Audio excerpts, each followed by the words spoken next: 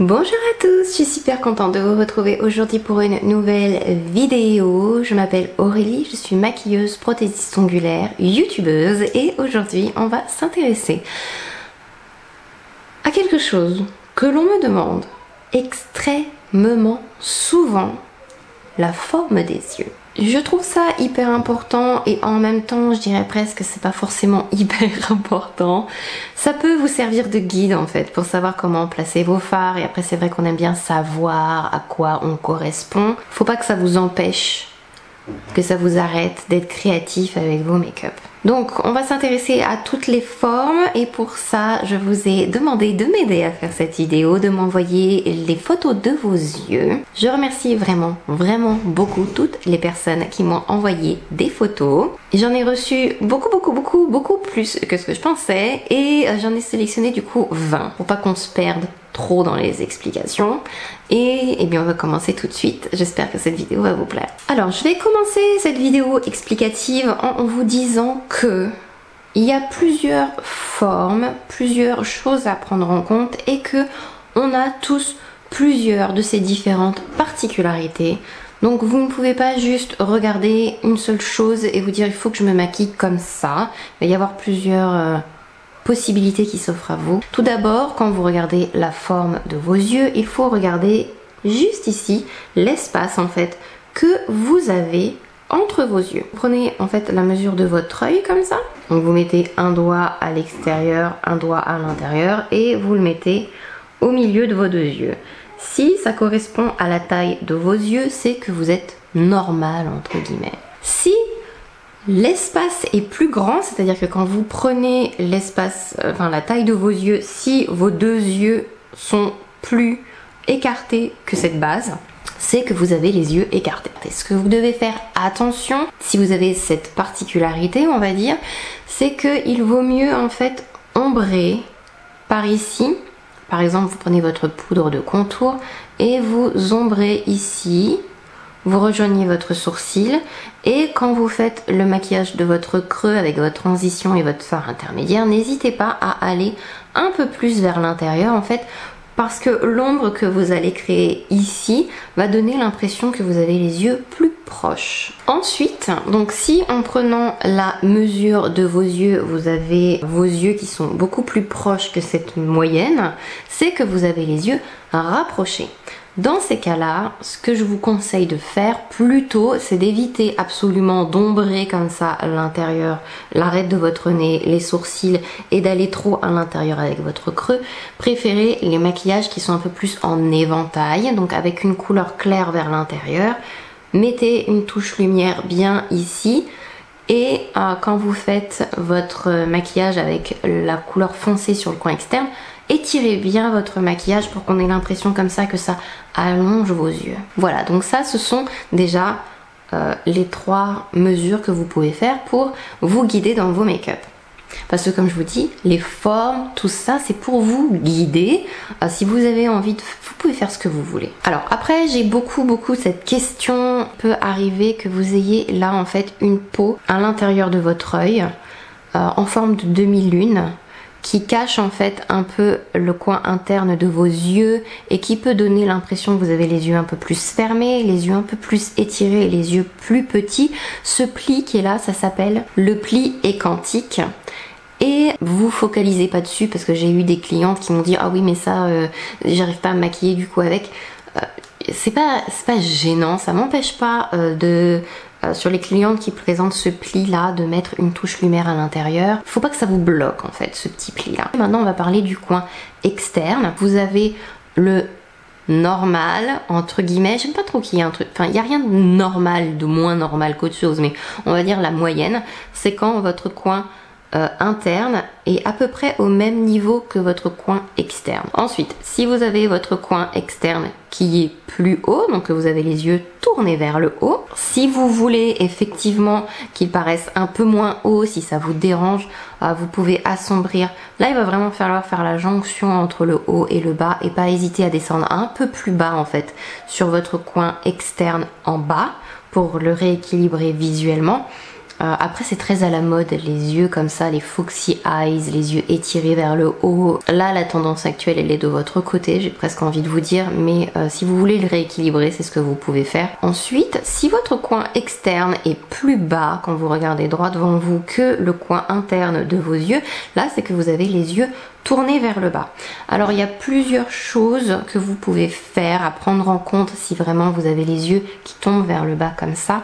C'est de toujours faire attention de bien relever votre maquillage sur le coin externe à la fin pour remonter tout ça et éviter de descendre trop bas comme on aurait tendance à faire. On suit ses yeux et on va beaucoup trop bas parce que du coup ça va alourdir et ça va accentuer le côté tombant de vos yeux. Après il y a quelque chose que j'aime beaucoup faire si ça vous dérange pas de faire un maquillage un peu plus particulier, c'est de faire un halo inversé, c'est-à-dire que vous allez concentrer plus la couleur et le foncé sur le milieu de la paupière plutôt que de charger aussi comme ça le coin externe. On a fait coin interne, coin externe, maintenant on va s'intéresser un peu plus aux différentes formes qu'il est possible de trouver.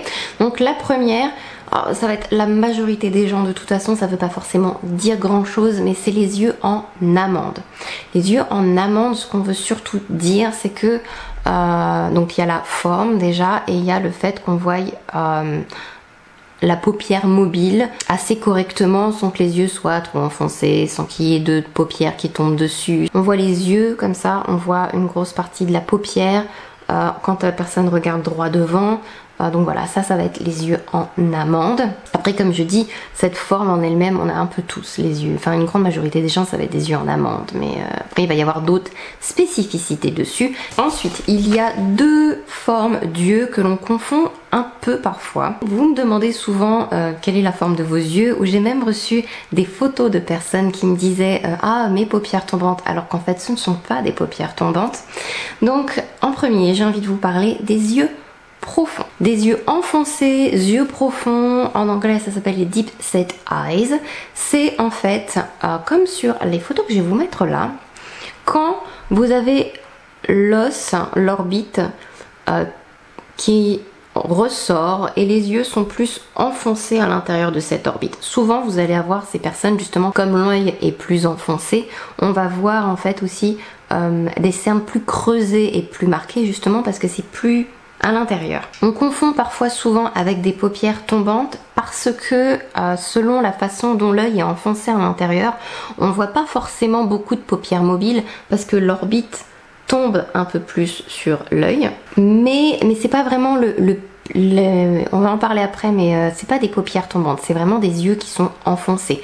Après, selon les personnes, vous allez effectivement avoir plus ou moins, parce que ça va être une forme générale que je vais vous dire là, mais après on va tous avoir des particularités, c'est-à-dire que l'œil va être plus grand, l'œil va être plus petit, et ça va être des yeux enfoncés, mais on va pas voir de paupières mobiles parce que l'os descend plus bas, ou parce que comme l'os est plus haut, on voit plus la paupière mobile, mais tout ça, ça reste quand même dans la catégorie des yeux enfoncés. Et ça va souvent se confondre aussi avec les paupières tombantes parce que selon comment l'orbite est placée par rapport à votre œil ou comment c'est enfoncé, on va avoir cette partie-là sur le côté où il va y avoir effectivement un pli de peau qui va tomber sur l'œil, et aussi parce qu'on vieillit tous un jour.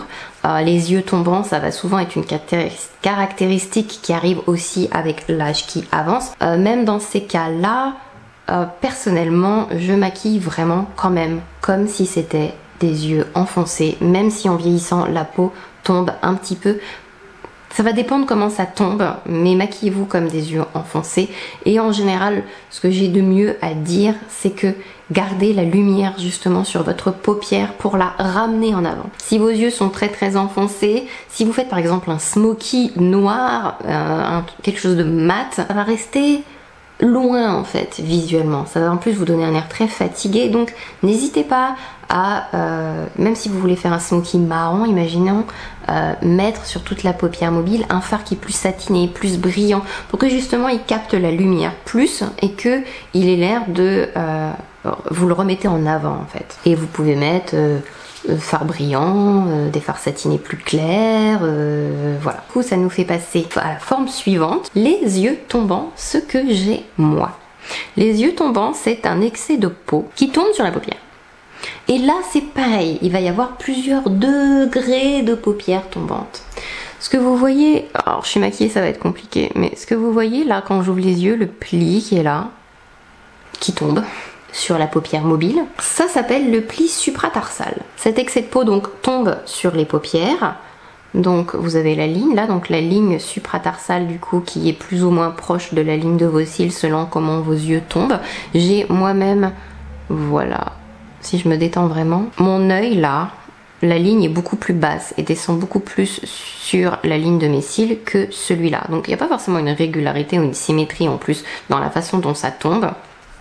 Et vous pouvez aussi avoir cette ligne parallèle, donc ça va faire exactement du début à la fin la même forme, ça va suivre la ligne de vos cils. Vous pouvez l'avoir, comment expliquer, vous pouvez l'avoir plus petite de ce côté-là et plus grande de ce côté-là, et vous pouvez avoir l'inverse, vous pouvez l'avoir plus grande de ce côté-là et plus petite de l'autre côté. Ça reste quand même des paupières tombantes. À partir du moment où vous avez comme ça un excès de peau, les paupières qui tombent sur votre paupière mobile, si c'est un excès de peau comme ça va être des paupières tombantes. Vous pouvez faire plein de choses, paupières tombantes. Ce qu'il faut faire visuellement pour tromper l'œil, c'est quand vous vous maquillez de ne pas prendre en compte votre pli, allez plus haut, recréer votre paupière en fait. Visuellement sur photo, les gens ne sont pas à ça de vous, ça va faire beaucoup plus joli. Ça trompe l'œil, mais ça peut être très joli. Smoky aussi, c'est très joli. Vous pouvez faire tout ce qui est maquillage en éventail, surtout si vous avez plus le paupière tombante sur le côté externe, c'est-à-dire de noircir l'extérieur pour arriver à une couleur plus claire vers l'intérieur de l'œil. Et vous pouvez faire aussi la même chose que pour les monopaupières, c'est-à-dire faire un dégradé mais du foncé de la racine des cils vers une couleur qui est plus claire en allant vers le haut, parce qu'en fait ce que vous voulez faire avec cette technique, ça va être en fait finalement de cacher entre guillemets cette ligne qui est trop basse et où on voit plus votre paupière. Passer aux yeux globuleux, des yeux où quand vous regardez, c'est plus évident quand on regarde de côté comme ça. Donc vous avez votre orbite. Les yeux profonds, c'est quand on a les yeux qui sont plus à l'intérieur, donc où on sent votre os et l'œil est derrière. Et les yeux globuleux, ça va être justement l'inverse, où on va avoir l'os comme ça et les yeux vont sortir. Donc les yeux sont plus en avant en fait finalement par rapport au visage, enfin à l'os. Pour ça, si je peux donner une astuce, souvent avec ces yeux là, ce qui fonctionne très bien, ce sont justement à l'inverse des yeux qui sont plus rentrés, c'est justement de faire des smoky eyes. C'est un peu la même chose que quand on fait un contouring sur le visage où on met des touches lumière et où on met des ombres. Là c'est exactement la même chose. Les ombres, ça en fait ramène en arrière, la lumière va amener en avant, donc c'est ce qu'on fait avec les yeux enfoncés où on va mettre justement sur cette paupière de la lumière pour les ramener en avant. Et bien là justement le smoky, des couleurs un peu plus sombres, le mat aussi par exemple, ça va ramener en arrière. C'est la même chose en fait. Pensez comme ça au contouring souvent. C'est ce même principe là pour plein de choses quand vous faites votre make-up des yeux. Ensuite, il y a les yeux ronds. Où ça va être, ils sont ronds. Je ne vois pas comment expliquer ça autrement. Moi je trouve ça très mignon les yeux ronds. Ça vous fait vraiment, vous avez la mande comme ça, et ben en fait c'est vraiment beaucoup plus arrondi en haut et en bas. Un halo inversé, ça permet en mettant l'ombre au milieu de rétrécir un peu visuellement la taille de l'œil. Ça adoucit en fait. J'ai pas envie de dire rétrécir parce que c'est pas vrai, mais ça adoucit. Et après vous pouvez toujours de toute façon étirer comme ça, par là, mettre un trait de crayon, Foxy Eyes, hop, ça étire aussi. L'idée c'est de visuellement étirer vos yeux un peu plus et éviter d'accentuer trop le fait que ce soit rond. Et après si ça vous plaît, j'ai envie de dire, ce ne sont que des conseils d'adaptation de maquillage. Si ça vous plaît de vous faire les yeux très ronds, faites-vous plaisir. Ensuite, il va y avoir en dernière catégorie les monopaupières. Je vais en parler maintenant et je vais faire une aparté. Parce que j'ai énormément de messages. J'ai même des clientes qui me disent est-ce que vous pouvez faire les yeux asiatiques? Et j'ai vu, en fait, avant de faire cette vidéo, j'ai regardé un peu ce qui se faisait et les termes qu'utilisaient les gens pour vous expliquer mieux, etc. Avoir un guide, en fait, pour pas partir comme ça dans l'inconnu. Et j'ai vu pas mal de gens mettre yeux asiatiques. Souvent quand on imagine des yeux asiatiques, c'est très stéréotypé, mais ça va être le pli écantique là, très petit, qui monte en haut, avec une monopaupière, Une monopaupière en fait, c'est d'avoir la paupière lisse et de ne pas avoir de pli supratarsal ou de creux. Sauf que c'est un schéma qui n'est pas vrai et qui ne s'applique pas à tout le monde parce que vous pouvez très bien avoir les paupières tombantes et quand même avoir un creux et quand même avoir un pli supratarsal. Il peut être parallèle, comme je vous disais, il peut être plus ou moins, vous pouvez même avoir un double pli. Je voulais le préciser maintenant parce que je reçois pas mal de messages ou même d'abonnés qui me demandent si elles ont les yeux asiatiques ou si elles ont les paupières tombantes. La question que vous devez vous poser, c'est est-ce que vous avez un excès de paupières qui tombent ou pas? Si c'est beaucoup, et que vraiment il tombe à la limite des cils, et ça c'est pas forcément vous n'avez pas besoin d'être d'origine chinoise ou quoi que ce soit pour avoir ça. Dans ces cas là, ce que j'aime bien faire, c'est de maquiller en faisant un dégradé de la racine des cils comme une espèce de smoky en fait de jour, c'est à dire vous faites plus foncé à la racine des cils et vous partez plus clair après, de plus en plus clair en fait au fur et à mesure que vous montez sur le sourcil. Et on peut mélanger plusieurs de ces particularités, vous avez vu sur toutes les photos que j'ai fait défiler depuis le début de cette vidéo. Ça va être à vous après de voir, selon la forme de vos yeux, ce que vous allez devoir adapter, ce que vous allez pouvoir faire. Et aussi il faut voir ce qui vous plaît, parce que c'est pas parce que vous avez les yeux écartés et que je vous dis d'assombrir là que ça va forcément vous plaire. Oui, ça va aller à la forme de vos yeux, mais peut-être ça va pas vous plaire. Donc ne le faites pas si vous n'avez pas envie de le faire. C'est ça aussi qui est surtout méga important, c'est qu'il faut que ça vous plaise à vous. J'espère vraiment que j'ai rien oublié dans cette vidéo. Je ne vais pas vous parler après, parce qu'il y a quelqu'un qui m'en a parlé vaguement sous une vidéo, de l'aptose palpébrale, de ah ça c'est clinique. Là on parle vraiment de forme d'yeux.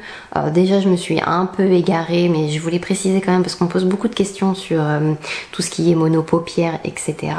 Aimez-vous, aimez vos yeux, vous pouvez adapter n'importe quel maquillage que vous voyez à la forme de vos yeux. Faites des tests, vous voyez ce qui vous plaît, parce qu'après il y a aussi des questions de préférence qui va jouer. Une question que si vous aimez pas les smokies, mais que les smokies c'est ce qui vous irait le mieux, si vous n'avez pas envie de le faire, vous forcez pas à le faire. Enfin, le maquillage c'est aussi là pour s'amuser, je pense, pour se sentir bien. Et si vous vous sentez bien tel que vous vous maquillez, même s'il y aurait plein de choses qui pourraient s'adapter mieux, mais faites-le quand même, amusez-vous. Enfin, et le soir on se démaquille et puis c'est pas la fin du monde. J'espère que cette vidéo vous a plu, que vous avez passé un bon moment, que vous avez appris des choses. J'espère que vous arrivez à un peu mieux situer vos particularités, vos jolis yeux, que vous arrivez à un peu plus savoir ce qui vous irait, parce que c'est surtout là où on veut en venir. Je vous fais plein de gros bisous, j'espère vous revoir dans la prochaine vidéo. N'hésitez pas à vous abonner et à activer la cloche pour ne rien perdre de mes vidéos. Je vais vous faire, en attendant de vous revoir, plein de gros bisous, vous souhaiter plein de bonnes choses et puis prenez soin de vous. Bye bye!